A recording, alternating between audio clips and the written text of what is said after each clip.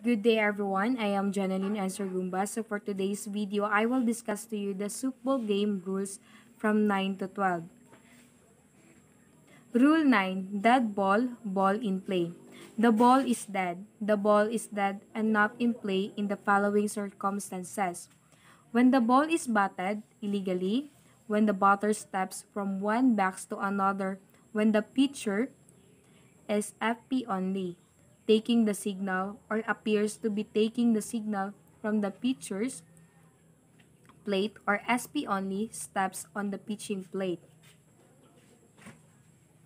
When no pitch is declared, when a pitch ball touches any part of the batter's person or clothing, whether the ball is struck at or not. When a foul fly ball is not caught. And lastly, when the offensive team causes interference. The ball is in play. The ball is in play in the following circumstances. First, at the start of the game and each half inning, when the pitcher has the ball while standing in his pitching position and the plate umpire has called play ball. Next is when the infield fly rule is enforced. And next is when a thrown ball goes past a fielder and remains in playable territory. And lastly, when a fair ball strikes an umpire or runner on fair ground after. Delayed dead ball. There are 5 situations when a violation of the rule occurs. An umpire recognizes it in the ball remains live until the conclusions of the play. These situations are: first, an illegal pitch; second, catcher's obstruction; third, FP only, plate umpire interference; fourth is letter D, obstruction; and E, detached equipment contacting a thrown ball, a pitch ball, or a fair batted ball. Rule 10. Umpires, power and duties. The umpires are the representatives of the league of organization by which they have been or assigned to a particular game, and such as are authorized and required to enforce each section of these rules. They have the power to order a player, coach, captain, or manager to do or omit to do any act which in their judgment is necessary to give force and effect to one or all these rules, or to inflict penalties as herein prescribed. General information for umpires. First is A. The umpire shall not be a member of either team. Example, player, coach, manager, officer, scorer, or a sponsor. And next is B. The umpire should be sure of the date, time, place for the game and should arrive at the playing field 20 to 30 minutes ahead of time. Start the game on time and leave the field when the game is over. The male and female umpire must wear: first is a powder blue, long or short sleeves shirt. Second, dark navy blue socks. Third, dark navy blue slacks. Fourth, dark navy blue cap with white and blue trim, ISF letter on the front. Fifth, dark navy blue ball bag or plate only. Sixth, dark navy blue jacket and or sweater. 7. Black shoes and belt. And lastly, a white t-shirt worn under the powder blue shirt. Umpires must not wear exposed jewelry that may pose a hazard. Exception: medical alerts bracelet and or necklaces. The plate umpire shall take a position in back of the catcher. He shall have full charge of and be responsible for the proper conduct of the game. Next is B, shall call all balls and strikes. Next is C, shall by agreement and in cooperation with the base umpire call plays, hit balls, fair or foul, legal or illegal caught balls. The base umpire shall take such positions on the playing field as required in accordance with the relevant umpire systems, shall assist the plate umpire in every way to enforce the rules of the game. Responsibilities of a single umpire. If only one umpire is assigned, his duties and jurisdiction shall extend to all points. The umpire's starting position for each pitch shall be from behind home plate. Change of umpires. Umpires cannot be changed during a game by the consent of the opposing teams unless an umpire is incapacitated by injury or illness. Umpire judgment. There shall be no appeal from any decision of any umpire on the grounds that he was not correct in his conclusion as to whether a batted ball was fair or foul, a runner safe or out, a pitch ball, a strike or ball, or on any play involving accuracy of judgment. Signals. To indicate the play shall begin or be resumed, the umpire shall call play ball and at the same time motion the pitcher to deliver the ball. B. A strike shall be indicated by raising the right hand upward, indicating the number of strike by the fingers, and at the same time calling strike in a clear and decisive voice. Next is C. To indicate a ball, no arm signal is used. D. To indicate the total count of balls and strike, the balls are called first. To indicate a foul, the umpire shall call foul ball and extend an arm horizontally away from the diamond according to the direction of the ball toward the ball. And last is to indicate a fair ball, the umpire shall extend an arm toward the center of the diamond using a popping motion. To indicate a batter or runner out, the umpire shall raise the right hand upward above the right shoulder with first closed.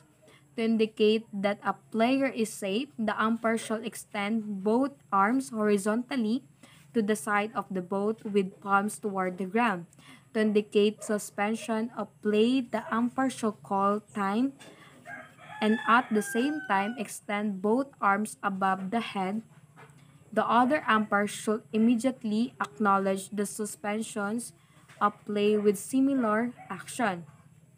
And next is G. To indicate a delayed dead ball, the umpire shall extend the left arm horizontal with first close. And next is key. To indicate a trap ball, the umpire shall extend both arms horizontally to the side of the body with palms toward the ground. Suspension of play. An umpire may suspend the umpire may suspend play when in his judgment conditions justify such action. B. Play shall be suspended whenever the plate umpire leaves his position to brush the plate or to perform other duties not directly connected with the calling of plays. And next is C. The umpire shall suspend play whenever a batter or pitcher step out of position for a legitimate reasons. And D. An umpire shall not call time after pitcher has started the wind up. E. An umpire shall not call time while any play is in progress. And F. In case of injury except in the umpire's judgment with a serious injury which may put the player in danger, time shall not be called until all play in progress but have been completed or runners have been held at their base. Rule 11. Protests that will not be received. Protests shall not be received or considered if they are based solely on a decision involving the accuracy of judgment on the part of an umpire or if the team lodging the protest won the game. Protests that will be received. Protests that shall be received and considered include matters of the following types. First is A, misinterpretation of playing rule. B, failure of an umpire to apply the correct rule to a given situation. And next is C, failure to impose the correct penalty for a given violation. So note 1, protest for the above must be made before the next pitch or before all infielders have left fair territory or if on the last play of the game before the umpires leave the playing field. Protests involving judgment and interpretation of rule. Protests may involve both a matter of judgment and the interpretation of a rule. Notification of intent to lodge protest. The notification of intent to protest must be made immediately before the next piece, exception, players' ineligibility. Time to lodge an official protest. The official written protest must be filed within a reasonable time. First, the absence of a league or a tournament rule fixing the time limit for filing a protest should be considered if filed within a reasonable time depending upon the nature of the case and the difficulty of obtaining the information on which to base the protest. B. Within 48 hours after the scheduled time of the contest is generally considered a reasonable time. Information required for written protest. The formal written protest should contain the following information. First A, the date, time, and place of the game. Next is B, the names of the umpires and scorers. C, the rule and section of the official rules or local rules under which the protest is made. And D, the decision and conditions surrounding the making of the decision. And lastly is all essential facts involved in the matter protested. Result of protest, the decision made on a protested game must result in one of the following. The protest is found invalid and the game score stand as play. Rule 12 scoring. The official scorer shall keep records of each game as outlined in the following rules. B shall have the sole authority to make all decisions involving judgment.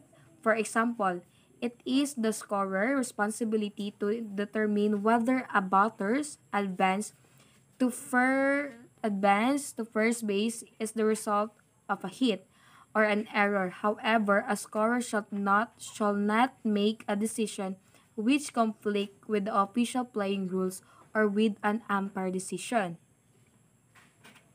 The box scores. Each player name and the position or positions to be played shall be listed in the order in which he batted or would have batted unless the player is legally substituted, ejected, or removed from the game, or the game ends before his turn at bat. Base hits shall not be recorded. A base hit shall not be scored in the following cases. First, A, when a runner is forced out by a batted ball or would have been forced out except for a field error. B, when a player fielding the batted ball retires a preceding runner with ordinary effort. And C, when a fielder fails in an attempt to retire a preceding runner and in the scorer judgment, the batter runner could have been retired at first base. Pitcher uncredited with a win. A pitcher should be credited with a win in the following situation. First, A, when he is the starting pitcher and has pitched at least 4 innings and his team was not, only in the lead when he is replaced but remains in the lead for the remainder of the game. When a game is ended after 5 innings of play and the starting pitcher has pitched at least 3 innings and his team scores more runs than other team when the game is terminated. Pitcher charged with a loss. A pitcher shall be charged with a loss regardless of the number of innings he has pitched. If is replaced when his team is behind in the score and his team thereafter fails to tie the score or gain the lead. Game summary. The summary shall list the following items in order. First is the score by innings and the final score. Second is the runs batted in and by one warm hit. C is two base hits and by warm hit. D three base hits and by warm hit. E home runs and by warm hit. F sacrifice files and by warm home hit. G double plays and players participating in them. H triple plays and players participating in them. I number of walks given by each pitcher. G number of batters struck out by each pitcher. And lastly, K number of hits and run allowed by each pitcher. I the name of the winning pitcher. M the name of the losing pitcher and the time of the game. O the name of the umpires and scorer. P FP only, stolen base and by whom.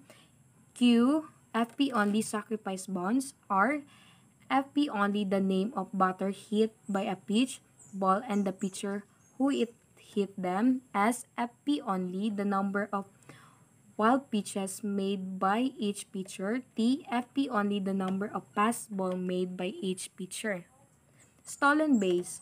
FP only stolen base are credited to a runner whenever he advances one base unaided by a hit, a put out, an error, a force out, a fielder's choice, a pass ball, a wild pitch, or an illegal pitch. This includes a batter runners advancing to second on a awarded base on balls. Record of forfeited games. All records of a forfeited game shall be included in the official records, except that of pitchers won-loss record.